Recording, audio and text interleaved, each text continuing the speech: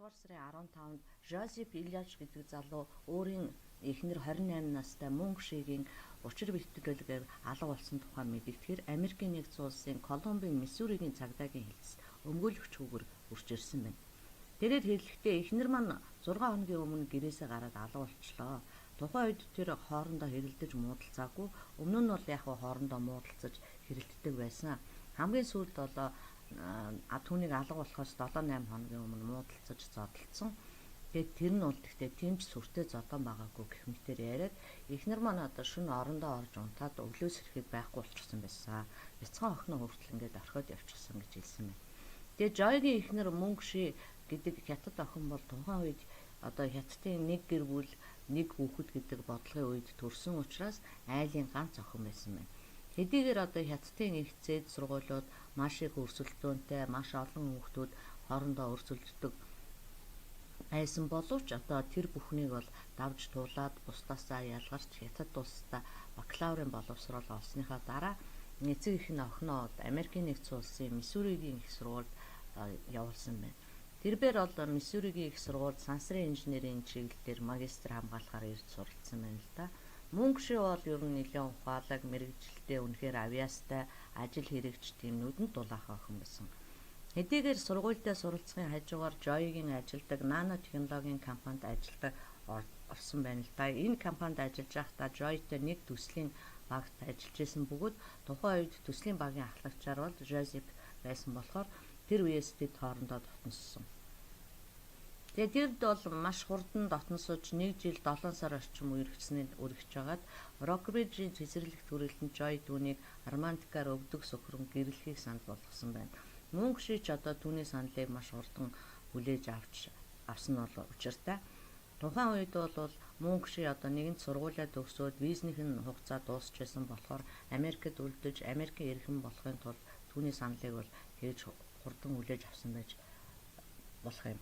Тэгээд ер нь цагаач иргэдийн хувьд бол хичнээн сайн ажил хийлээж гисэн тухайн улсын иргэн биш бол мэдээж одоо иргэний хэмжээний одоо тэдний хэмжээний одоо орлоготой байж тэр хэмжээний одоо цалин хөлс авч чаддаггүй учраас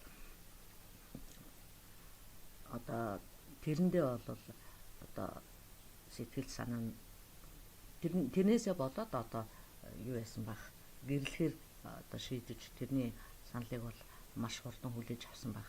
Ер нь бол мэдээж Америк хүнтэй гэрлэх юм бол санхүүгийн эрхчлөөнд хүрч одоо тухайн улсынхаа хэмжээнд сайн сайхан амьдрна гэж бодсон байх л та. Ингээд одоо түүнийг санал тавьснаас 2-7 хоногийн дараа тэд гэрлэж тэгээ удсанчгүй жирэмсэн болсноо мэдсэн байна. Ингээд 2018 оны 10 дугаар сард бол ажилласаа гарч гэртээ хүүхдээ хардаг болсон байна л да. Эдгээр одоо хятадд байдаг ээж рүүгээ тэр бол өдөр болгон ярьж холбогддог байсан ч гэсэн 2019 оны 10 дугаар сарын 19-нд бол ээж рүүгээ огт залгаагүй, тэрнээс хойш юусоо залгаагүй. Тэгээд одоо хятад байгаа ээж аав нь санаан зовохдоо ойролцоо гэрийнх нь ойролцоо амьдардаг өөрсдийнхөө найз руу залгаад та нар одоо ингээ очиод уулзаад шалгаад өгөөч юу болоод ингээд яахгүй байна, холбогдохгүй байна, манай охиныг хараад гэрт нэг очиод өгөөч гэж гуйсан чинь нөгөө хүн нь бол гэрт нь ирээд одоо уулзах гэсэн чинь гэрт нь хүн байхгүй байгаа гэсэн. Ингээд уулзаж болж чадаагүй. Гэтэл бол Жой бол яасан гэхлээр зэрэг эхнэрээ алга болчиход байхад бол маш хайхрамжгүй хандж исэн бөгөөд тэр доор нь л одоо маргааш өглөө нь шууд 911 руу залгаал дуудлага өгвөл эхнэрээ алга болсон гэж хэлэх ёстой байсан чинь ерөөсөө тэгж хэлээгүй. Тэгээд одоо уг нь алга боллоо тэгсэн чинь одоо эхнэрээ алга болсны дараа бол шууд одоо хүүхдээ машиндаа суулгаад арахаа суулгаад тэгээд одоо өөр газруудаар дамжаад баахан зугаалаад ингээд алга болцсон гинэ. Тэгээд 6 хоногийн дараа бол ингээд цагдаагийн газар ирэхэд нь чи одоо яагаад ингээд зугаалаад явцсан бэ гэж асууханд бол тэр өхөн тийшээ нэг юм маш том эзэнгүй хээр газар байдаг юм аа. Би одоо юмыг яаж мэдхүү гэд эхнэрээ тийш явсан байж магадгүй гэд хайсан юм аа гэж хэлсэн баг. Тэгээд одоо цагдаа нар түүнээс чи тэгээ гэрээсээ явахдаа хаалга үүдээ төгжээд л хүр аваа явцсан байсан. Хэрвээ чамайг одоо эзгүүд чинь эхнэр чинь хэрвээ буцаад ирлээ гэхэд бол тэр гэртээ яаж орох байсан юм бэ? Чи яагаад тэр тухай бодоогүй юм? Хин нэгэнд дэлгүүрээ үлдээх, захиж үлдээхгүй яасан гэж асуухад болвол тэрээр тодорхой хариулт өгөхийн оронд бол миний эхнэр бол Хятадд байдаг нэг хүнтэй одоо байнга чатаар харилцдаг байсан. Тэр хоёр бол хоорондоо гол төлөв одоо сексийн харилцааны талаар мессежид бичдэг байсан болохоор би түүнийг бол Хятад руу тэр хүн рүү явсан байх гэж одоо бодож байна гэж хэлсэн байна. Гэвч одоо мөнгө шигийн өмгөөлөгч болон бусад хүмүүсийн хэлснээр бол хичнээн одоо хайр дурлалын асуудалд орооцолдсон байлаа ч гэсэн тэр бол хизээч одоо нялх балчир өөрөө орхиод явчихаар тийм хүн байгаагүй маа. Яагаад гэвэл тэр бол хүүхдээсээ нэг ч алхам одоо холддгоо, хүүхдтэй маш их хайрлж халамжилдаг сайн ээж байсан гэж хэлцгээж ирсэн байна. Ингээд цагдаа нар Жойгийн утсыг шалгаж авч үзсэн чинь бол 10 цагийн турш түүний нууцаар бичсэн харилцан ярианы хачирхалтай бичлэгүүдийг бол олж мэдсэн ба. Энэ харилцан яриаг сонсоод бол Жой их нэртэй надад одоо цаашид чамтай амьдрах хүсэл алга, би чамаас салмаар байна. Чи тэрэ хайрын түүх гэдэг бол зүгээр л аимшигт харилцаа. Би бол үүнийг одоо хурдан дуусгахыг хүсэж байна. Гэх мэтэр яриад одоо өөрийнхөө дуу хоолойгоор гэж ярьсан ба. Тэгээ мөн одоо чи надтай одоо нэг төсөл дээр ажиллахгүй гэх юм бол би чамайг одоо хуурч намайг хуурч гэрэлсэн. Тэгээд одоо намайг байнга гэр бүлийн хүчрхийлэлд өртдөг гэдэг асуудлаар шүүхүүд гомдол гаргаад чамайг Америк нэгдсэн улсаас одоо албатан гаргуулах талаар ярьчих болох юм гэх мэдчлэн бас нэг 4 цаг хагасан яриаг бол мөнгө шиг өөрийнхөө утсан дээр бас нууцаар бичиж авсан байна л да. Энэхүү тэдний одоо хачин өвлөө ойлголцох маргаан нь бол мөнгө шиг одоо төрсний дараа ээж нь Хятадаас ирж одоо охиныхоо хүүхд зээгээ нэгсэндээ харж одоо охиндоо тусалж хэсэг одоо тэднийг амьдрахаар ирсэн юм байна л да. Тэр үеэс одоо хэлсэн байх магадaltaй юм байна. Тэгээд ээж нь бол ирэхэд бол мөнгө шиг нөхөртөө хэлсэн байна л да. Ээж маань одоо бид нартай хэсэг хугацаанд хэдэн сар амьдарч ингэ болох уу. Тэгээд одоо хүүг маань ингээд харалцаад чивтерд одоо ингэ тус нэмэр болоод ингэ байна гээд тэгээд та чи одоо ингэ ээжийг маань одоо хэсэг гэртээ байлгаач гэдэг хэлсэн чинь бол нөхөр нь бол шууд уурлаад юу тийм байхгүй гэ ээжийн хөөгөөд тэгээд Хятад одоо хаа байсан тэр Хятадаас гэрт одоо миний гэрт ирчээ тэр Хятадынхаа бууцыг хийсэн энтергээд айгүй уурлаад тэгээд та нараа хоорондоо одоо энэ Хятад мэтаараа ярьдаг одоо бараг юу ярьдээ тэгэл ерөөсөө байж болох тэр бүхэл одоо хараад одоо оромжлолыг урсгасан байна. Тэгээд мөнгө шиг бол одоо мөнгө шиг бол нөхөр нь бол одоо маш одоо тийм юу гэдгиймтэй одоо ганслайтинг хийх гэх юм уу да. Одоо тэгээ байнгын одоо өөртөө итгэлгүй болтол нь одоо тархинд тэгж уугаад байсан байна л да. Би чиний одоо толгойг чинь тасалж үзүүгээр чи хугалж хай. Тэр үед одоо чи бол чамайг хинж хайж одоо илж чадахгүй, ирээд ч одоо олж чадахгүй гэл ингээд байнгын дарамт үзүүлээ сэтгэл санаагаар унгаагаад чи бол одоо юу ч хийж чаддгүй чамайг бол бараг л эмхтэн хүн гэж хэлэхгүй мэлгүй юу гэдэг чи бүр айгүй мохоо гэж хэлдэг байсан гинэ. Тэгээ энэ бүх хэрүүлийн нь бол сонсож харсан ээж нь бол тухайн үед маш шоконд орж ирсэн юм. Тэгээд одоо мөнгө шиг хүртэл нэг удаа Жойгийн ээжийг дуудаад Жой надад одоо ингэж хандаад байна. Та одоо ингэ хэлээд өгөөч гэсэн чинь ээж нь хэдийгээр бол түүний дуудлагаар хурж ирсэн боловч би бол та нарын асуудлыг зохицуулж чадахгүй шүү дээ. Та нарыг бол би одоо ингэ өөрсдөө чинь би одоо дуудаж гэрлүүлээгүй та нар өөрсдөө ингэж сайн дураараа гэрэлсэн. Тэгээд та нар энэ өөрсдийнхээ асуудлыг өөрсдөө зохицуулаа гэд ерөнхийдөө нэг тийм төвийг сагсан байдалтай байгаад бэрийнхаа ч талд орохгүй хүүгийнхаа ч талд орохгүй ингэж байж байгаад яриаг нь сонсч байгаа тэгээд яваад гсэн юм байна. Тэгээд энэс хойш бол мэдээж мөнгө шээ бол хадам ээжтэй хандаад ч одоо энэ бол нэг тийм заслаа авахгүй юм байна хэрэггүй юм байна гэдгийг ойлгоод дахиж бол ээжийн дуудаа өгөх юм байна л да. Тэгээд иймэрхүү одоо юу байр суурийг юу яажсэн байгаа. Нөхөр нь бол одоо байнгын тийм дарамтанд ингэж байлгаад байсан байна. За ингээд яасан бэ гэхээр эхнийг одоо эхнэр нь алга болсны төлөө бол Joy-г бол ерөөсөө баривчлаагүй байсан. Яагаад гэвэл зэрэг гинт хэргийн одоо баримт олчихлоор ямар ч тийм зүйл байхгүй байсан учраас тэр хүнийг шууд ингээд бариад авчих юм шиг тийм боломж байхгүй. Тэгээд ингээ байжсэн. Тэгтэл яасан гэхлээр нэг өдөр юу яасан? Охиных нь ингээд биен дээр ингээ хөхөрцөн, өвзгөн дээр нь ингээ хөхөрцөн байхыг харсан байна. Тэгээд Joy-гоос одоо цагдаа нар энэ охин ч одоо яагаад ингээд юу яцсан бэ? Энэ дээр ингээ хөхөрцөн юм бэ гэж асуусан чинь нөгөө охин маань нэг шөнө уйлаад ингээ салахгүй байхаар би зүгээр л ганц чимгсэн төдий штэ гэж хэлсэн. Тэгээ үүнийг бол цагдаа нар хүүхдийн хүчрхийлсэн хэрэгээр түүнийг баривчилсан байгаа.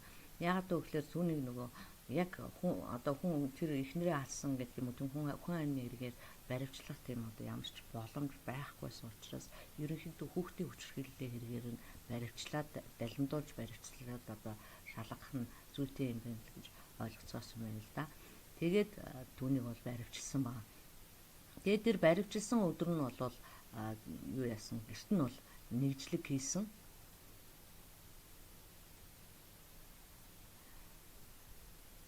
Ингээд 19 оны 10 дугаар сарын 25-нд бол түүний баривчилсан өдрөө бол тэр амьдарч исэн байранд нь одоо нэгжлэг хийсэн.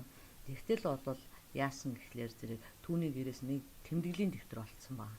Тэгээ тэр тэмдэглэлийн дэвтэр дээр бол Joy одоо өөртөөгөө ярьсан ч гэх юм уу одоо ерөнхийдөө тий цагдаа одоо ямар асуулт асуул би юу ч хариулах уу тий асуултын бичээд хариултын бичээд одоо хэрвээ сэтгүүлчд надаас тийм асуулт асуул би одоо юу гэж хариулах уу гэсэн дандаа тийм өөртөө ярилцсан тийм одоо өөрийгөө хамгаалсан тэгээд одоо тэрийг уншчихлаа одоо нэг гэсэн бэлтгэл сургуулийг хийдэг байсан маш тийм утгатай тийм тэмдэглэлийн дэвтэр гарч ирсэн байна.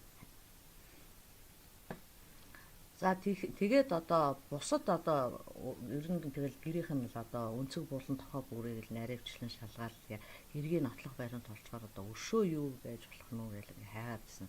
Тэгсэн чинь харин нэг шавхаа болцсон нэг утал олсон байна. Тэгээд тэр шавхаатаа өвс мүүс наалтчихсан тэр гутлыг олоод тэрийг болоод юунд хэргийг нотлох баримт болох үс зүйл гэж үзээд хурааж авсан байгаа юм л да. Ингээд Joy одоо хүүхдээ арын суудалтаа суулгаад одоо урт уцаа хугацааны зугаалга хийсэн шүү дээ тэр чинь.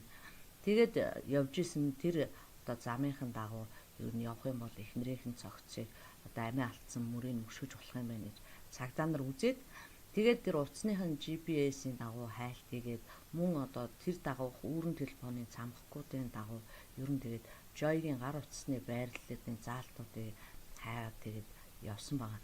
Гэтэл одоо тэгж явж байхдаа бол ламин гэдэг голын ирэг дээр 30 минут цаатсан тодорхой болсон. Тэгээд энэ хавар бол хэдэн сарын турш тэр голд одоо юу яасан одоо завьтай юутай бүр нөгөө юуны онцгойгийн одоо ажилтнууд ингээд хайлт хийгээд ингэсэн чинь ерөөсөө олдоогүй. Тэгээ 2020 оны 3 дугаар сар хүртэл одоо тэрүүгээр хайгаад мөнгө шигийн ээж нь хүртэл одоо тэрүүнд оролцоод тэгээ 3 сард одоо хамгийн сүүлийн одоо хайлтаа хийгээд тэгээд юу яасан бэ? Тэр хүнд нь тийм дурсгалын нэг жижигхэн цогцлбор бол босгоод за одоо ингээд нэгд шарилыг олохгүй юм чинь одоо ингээд баяртай гэж одоо үтгээстэй одоо ингээд одоо юу яасан цагдаа нар ч үнэндээ маш урт удаан хугацааны хайлт хийсэн ч гэсэн цогц нь олдог болохоор мөрдөгчд бол бараг л бууж өгчээсэн.